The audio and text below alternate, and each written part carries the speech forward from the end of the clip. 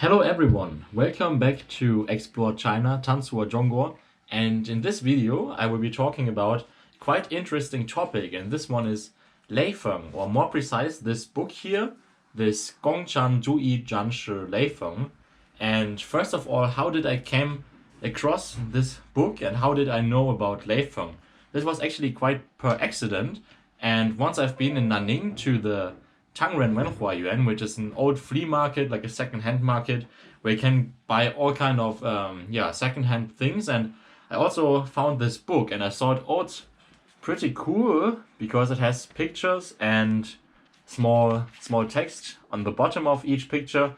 And I thought, like, by reading this, I can quite good learn Chinese. And I was also very happy to have it. This Lian Huanhua, this kind of comic books are called.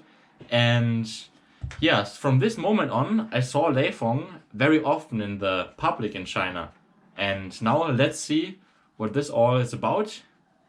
Alright, so let's have a look at the details of this book. So first of all, what does it mean, Gongchan Zhuyi Janshi Lei Feng? So Gongchan Zhuyi means communism or communist, and Janshi is a soldier or a fighter. So it's the communist fighter Lei Feng. And Lei Feng you could translate like this, like Lei means a thunder or a mine, this weapon, and the Feng is something very sharp or the top of a spear, and it could also mean vanguard. So it's like the thunder vanguard Lei Feng. And this book was first published in 1973 in February for a settled price of 0.14 yuan.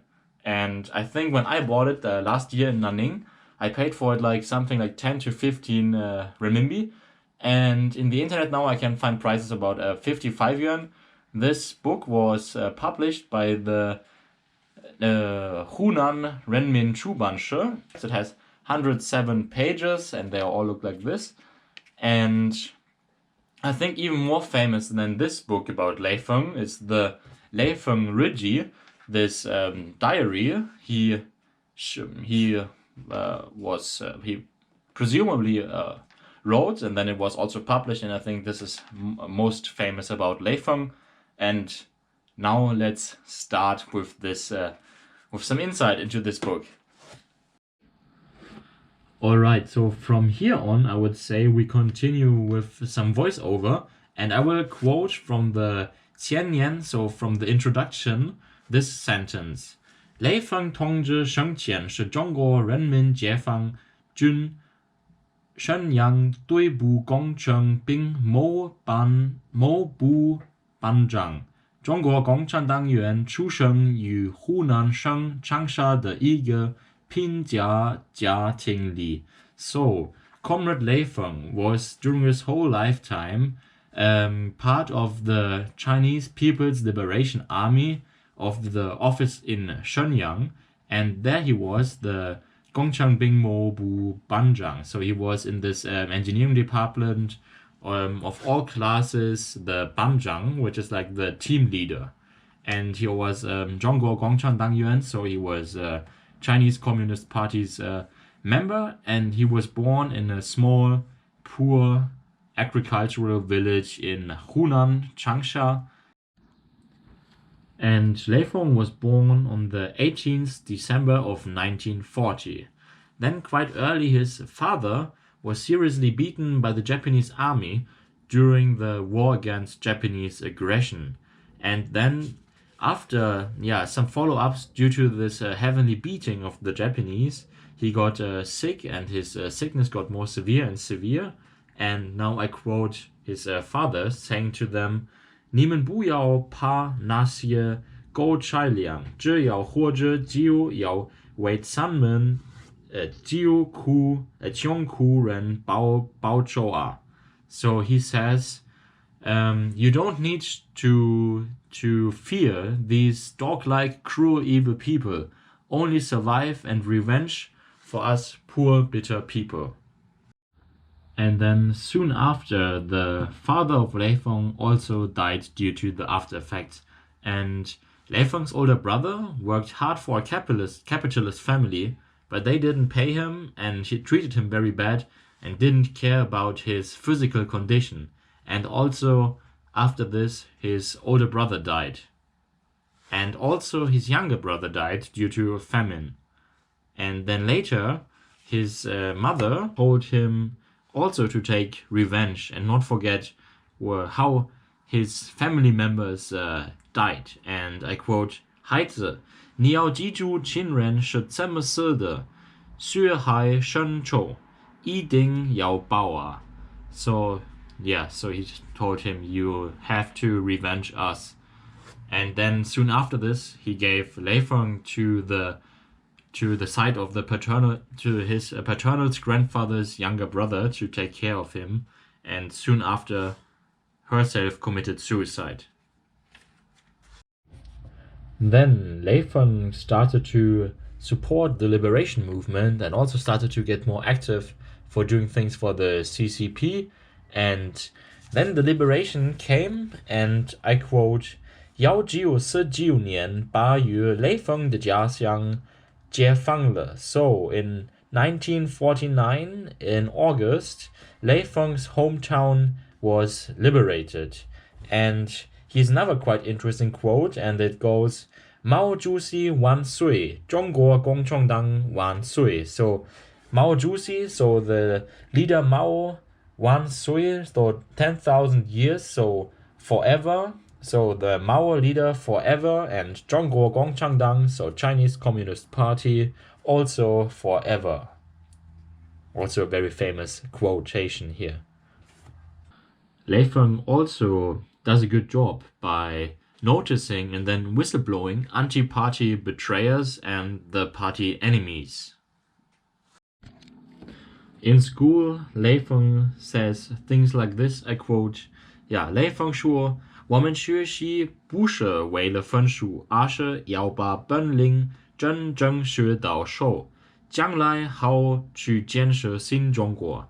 So he says, we don't study because of only the grades we get, the points for each class dates, but we study to use all our capability, to use it by hands, to later, in the future, to create a good new China.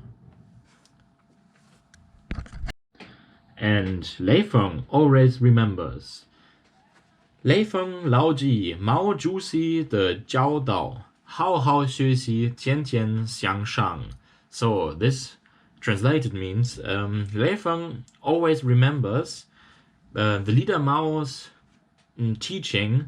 好好学习 is like good studying, and every day is going to getting better, is going to get up. And yeah, one remark from my side to this quotation, this was also when I was beginning to study Chinese in 2017. I had also one tandem online friend where we had where we were language partners, and there I learned also the first quotation, this 好好学习，天天向上, as like a motivation. I think it's actually a very cool quotation. Yeah. Soon after, Lei Feng also joins the army, and then at one day he meets the Xianwei Shuji, so the county's party's committee secretary, and they are walking together, and suddenly the secretary noticed a small screw laying on the ground, and he put it into his pocket, and Lei Feng noticed this, and Lei Feng kan Yan Li Ji Zai Xin Shang. So Lei Feng saw it with his eyes and remembered by heart. And later the secretary told Lei Feng, 咱们国家第一步要搞建设，只有的先苦奋斗，一颗螺丝钉别看东西小，缺了它也不行. So he says our country's ground is weak, and we need to build it, and it will be hard and straining, and and a small screw. Don't look at things small. Also, don't think that they are weak. And Lei Feng then thinks a lot about this saying, and he says, 我们平常不论做什么工作，都要想到整个社会主义事业，像螺丝钉和积极的关系一样，将自己的工作与整个革命事业联系起来。So he says, this relationship between a screw and a machine is the same like your work and the whole socialist structure, the whole socialist ambition. So yeah, if you don't have the small screw for a perfectly aligned the machine, then also the whole machine won't work. And I really like this kind of thought that also all small parts, no matter how small the things are, they are still very important. And I think you can. So now personally, my thought is like, yeah, you can just. This is a good view on life that even though you are just a small person on the earth, you can still have a huge impact.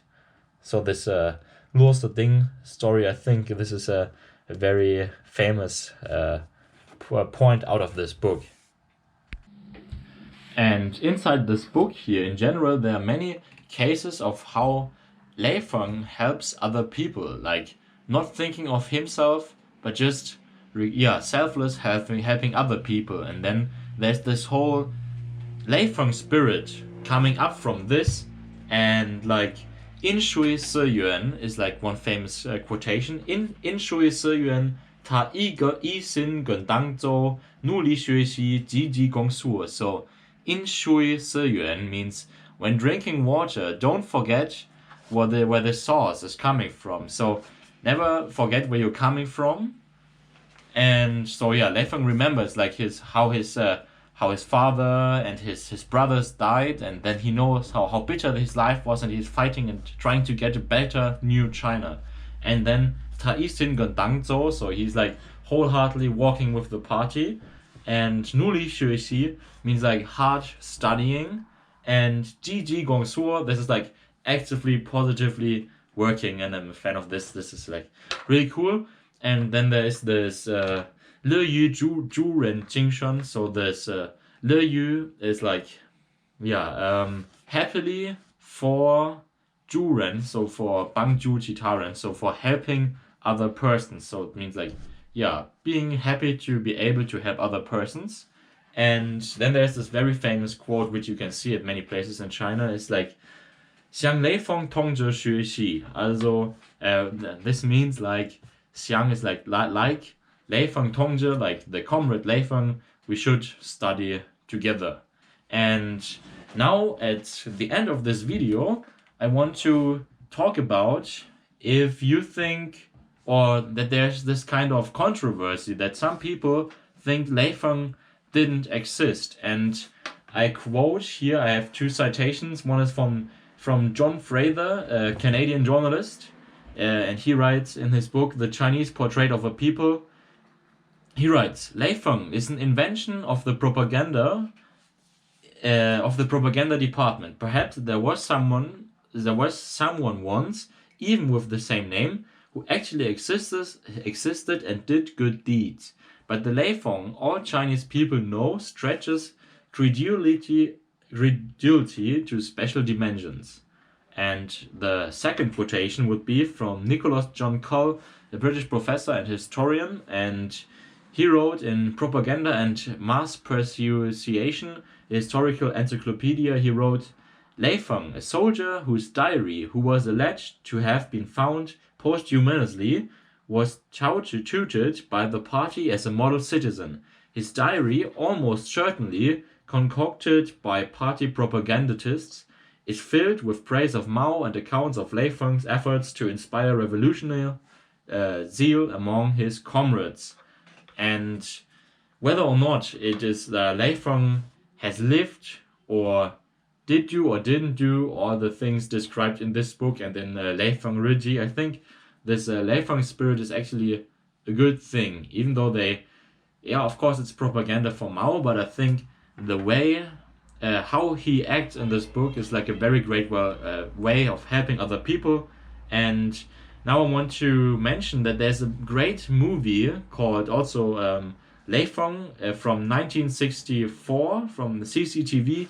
I link you this link below. It's in a black and white, and I watched this movie and I'm a fan of it. I can just recommend it.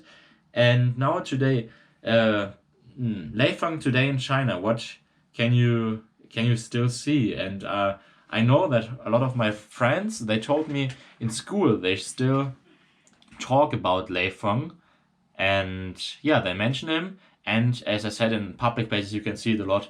And even here I show you this picture on this motorcycle, on this license plate, you can see also like a Lei Feng. And then there's also Lei Feng Day each year on March 5th. And then there's the Lei Feng Museum in Foshun and Lei Feng Memorial Hall in Changsha.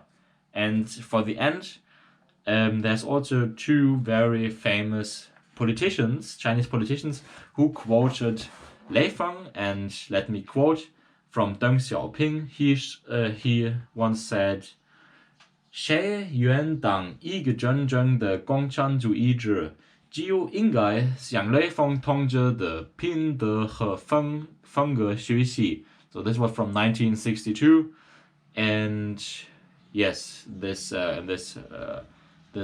source I will link you also in the description below.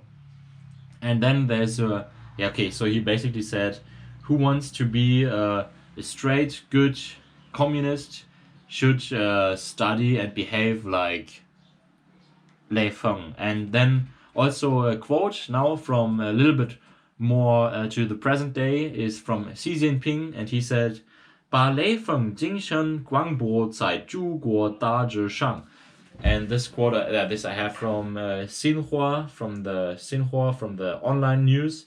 And yeah, he said like, spread Lei Feng's way, Lei Feng's spirit on the whole mother country.